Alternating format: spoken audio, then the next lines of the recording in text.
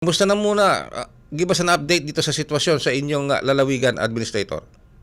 So far ngayon ang panahon medyo may araw na, pero sa nakaraang, ilang araw medyo mahaba-habang tag-ulan 'no, mula pa nung November 13 'no, yung Hmm.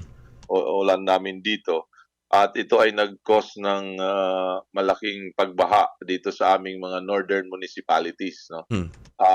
Dahil dito sa mga ilog namin na umapaw hanggang Hmm. mga, kabaranggayan at, dalawang, poblasyon 'no, dalawang bayan na pati sa sentro ng bayan ay binaha. Ito yung bayan ng Hipapad at saka bayan ng Maslog. Mm.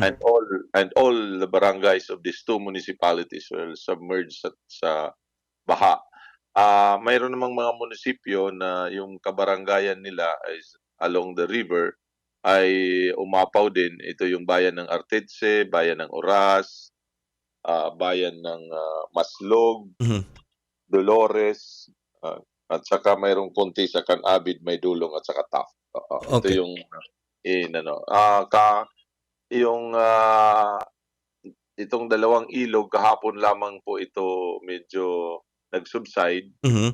nag-subside ang baha. So, talagang malaking sakripisyo para sa mga mamamayan dito sa mga barangays na,